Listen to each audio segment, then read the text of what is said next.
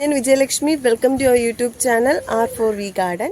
ഇന്നത്തെ എൻ്റെ വീഡിയോ എന്ന് പറയുന്നത് ഒരു ചെറിയ വിളവെടുപ്പ് വീഡിയോ ആണ്. പയറിൻ്റെ വിളവെടുപ്പാണിത്.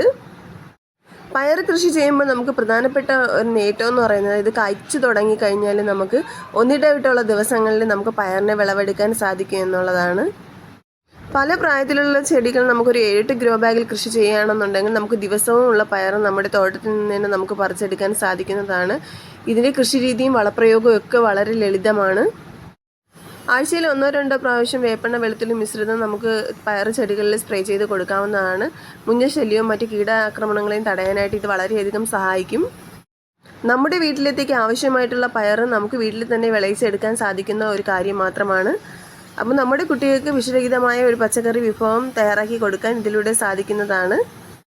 നമുക്കുള്ള സ്ഥലത്ത് കരിയിലകളും നമ്മുടെ പച്ചക്കറി വേസ്റ്റും ഒക്കെ ഉപയോഗിച്ച് ലളിതമായ രീതിയിൽ നമുക്ക് പച്ചക്കറി കൃഷി ചെയ്യാവുന്നതേ ഉള്ളൂ. നമ്മുടെ വീട്ടിൽ വിളയിച്ചെടുക്കുന്ന പയർ കൊണ്ട് ഉണ്ടാക്കുന്ന വിഭവങ്ങൾ നമ്മൾ കടയിൽ നിന്ന് വാങ്ങുന്ന പയർ കൊണ്ട് ഉണ്ടാക്കുന്ന വിഭവങ്ങളേക്കാൾ വളരെ സ്വാദേറിയതാണ്. അപ്പോൾ ഇതുവരെയും പയർ നടാത്തവരുണ്ടെങ്കിൽ വേഗം തന്നെ നട്ടോളും. നമുക്ക് ആവശ്യത്തിനുള്ള പയറിൻ്റെ വിത്ത് വേണമെങ്കിൽ നമുക്ക് കൃഷിഭവനിൽ ചോദിച്ചു കഴിഞ്ഞാൽ അവിടെ നിന്ന് ഫ്രീ ആയിട്ട് കിട്ടുന്നതാണ്. ഇല്ലെന്നുണ്ടെങ്കിൽ നമുക്ക് ചെടികൾ വെക്കുന്ന നഴ്സറിയിൽ നിന്ന് ഹൈബ്രിഡ് വിത്തുകളും സാധാ വിത്തുകളും ഒക്കെ തന്നെ വാങ്ങാൻ കിട്ടുന്നതാണ്. എന്ത് തന്നെ ചെടി നമ്മൾ നട്ട് കഴിഞ്ഞാൽ നമ്മുടെ ഒരു ശ്രദ്ധ എപ്പോഴും അതിന് വേണം. രാവിലെയും വൈകുന്നേരം അതിൻ്റെ ഇലകളൊക്കെ നോക്കാനായിട്ട് നമ്മൾ ശ്രദ്ധിക്കണം.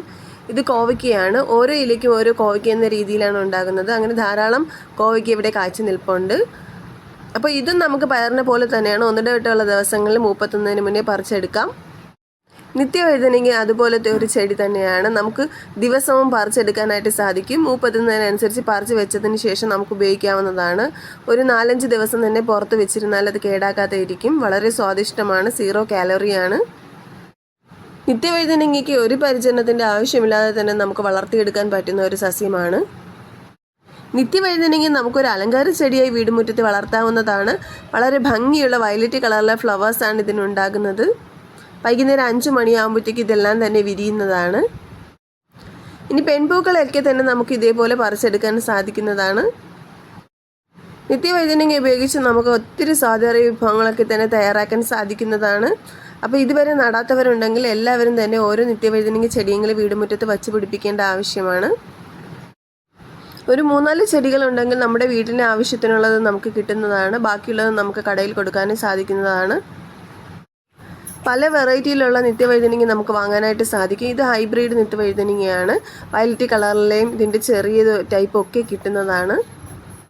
ഇത് നമ്മുടെ നല്ല നാടൻ പാവയ്ക്കയാണ്.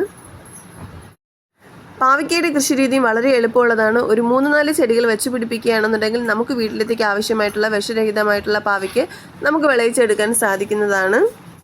നമ്മൾ ഏതൊരു പച്ചക്കറി ചെടി നട്ടാലും അതിന് വളപ്രയോഗമൊക്കെ ചെയ്യുന്നുണ്ടെങ്കിൽ പോലും നമ്മൾ ദിവസവും രാവിലെയും വൈകുന്നേരവും പറ്റുകയാണെന്നുണ്ടെങ്കിൽ അതിൻ്റെ ഇലകളൊക്കെ നിരീക്ഷിച്ച് അതിലെന്തെങ്കിലും കീടങ്ങളൊക്കെ ഉണ്ടെങ്കിൽ എടുത്ത് കളഞ്ഞു കഴിഞ്ഞാൽ നമുക്ക് അതിൽ നിന്ന് നല്ല മികച്ച രീതിയിലുള്ള വിളവ് തന്നെ ലഭിക്കുകയും ചെയ്യും. ഒരു കീടനാശിനികളുടെ ഉപയോഗമില്ലാതെ തന്നെ നമുക്ക് നല്ല രീതിയിൽ വിളവെടുക്കാൻ സാധിക്കും. അപ്പോൾ ഇതാണ് ഇന്നത്തെ ഒരു ചെറിയ വിളവെടുപ്പ്. കൃഷി സ്നേഹിക്കുന്ന എല്ലാ കുട്ടികൾക്കും വീഡിയോ ഇഷ്ടമായെന്നുണ്ടെങ്കിൽ ലൈക്ക് ചെയ്യാൻ മറക്കല്ലേ, കമൻറ്റ് ചെയ്യാനും മറക്കരുത്. താങ്ക്